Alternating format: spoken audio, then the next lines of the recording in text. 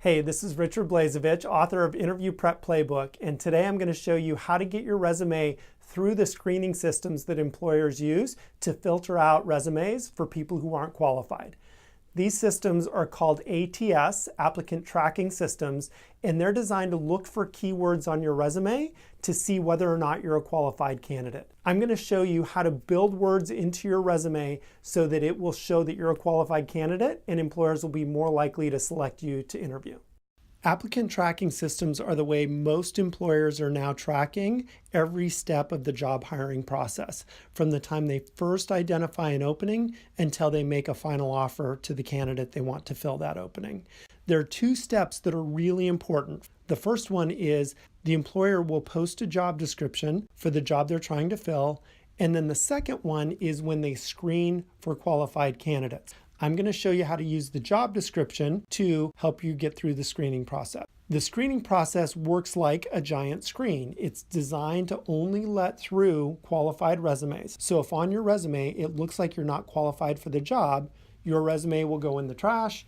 A human will never see it. The software will automatically filter it out. If your resume looks like you're a good fit for the job, then it will pass through and you're more likely to get interviewed. The secret to getting through the screen is the job description. So I'm going to show you how to use the job description to improve your chances of getting through to an interview. Employers show you exactly what they want to see in a job description. Here's an example for a marketing assistant. They lay out the type of experience they want someone to have coming into the job. So what you're going to want to do is build your resume to include those experiences. Most good resumes have at least 3 sections. One is experience, one is education, and then the final one is additional information. Those are the places that you're going to want to customize your content to fit the job description. So let's go back to that job description. I recommend you circle keywords that you think are most important for that job, and then build those words into your resume. If the employer says they're looking for someone who has analyzed data, conducted research, led cross-functional teams, think about any experience you have doing those activities and write those experiences into your resume. That way, when the ATS system filters through for those keywords, it will look at your resume, it will see those words, and you're more likely for your resume to pass through. That also applies to your education, not just your work experience. Most job descriptions have educational requirements. This one, for example, is looking for a bachelor's degree, preferably with an emphasis in marketing. So make sure your resume includes the degree that matches the job description. And if your degree is in the right field, like marketing or business or engineering or nursing or teaching, put that on there using the same language that's on the job description. Again, you want to include your keywords from the job description because most ATS screening software uses the job description for the screen. Put those keywords on your resume so that you will get through. Now, what about creative resumes? I've had people tell me they want to have really interesting resumes with pictures and charts and graphs. That's fun when you're dealing with a person. When you're dealing with a computer, it doesn't work. To the computer, it looks like hieroglyphics. It doesn't understand images, so your resume won't make it through the screen. Your resume should be in Microsoft Word format.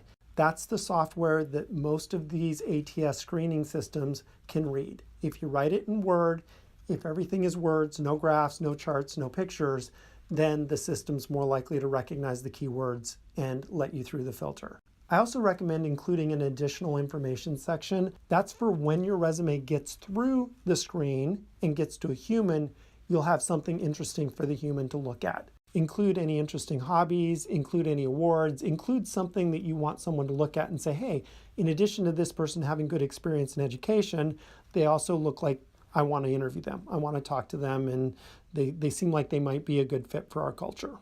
I've gotten the question, how long should a resume be?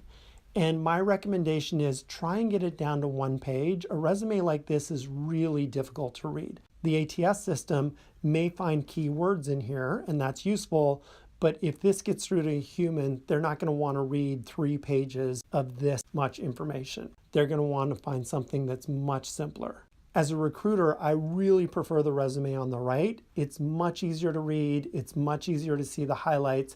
If I'm skimming through dozens, sometimes hundreds of resumes for a job, I don't want to look through the one on the left. It's too dense. There's too much information. I can't see the highlights. The one on the right is much easier to read. So that will give you a winning resume. I recommend you take the job description, find the keywords, and then include those keywords in the experience and the education section. And then in additional information, put a few fun facts that an interviewer might want to ask you about.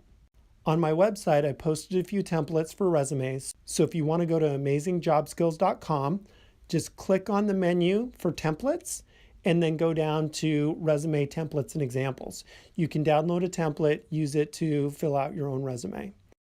That's how you can customize your resume so it has a better chance of making it through the ATS, the Applicant Tracking Systems, and you'll have a higher probability of being selected for an interview. If you want more information about job interviews, please check out my book. It's called Interview Prep Playbook. If you like this video, please give it a thumbs up. If you want to see more like this, please subscribe. And if you know anyone else who's job hunting, please share this video with them. Thanks, and I'll see you in my next video.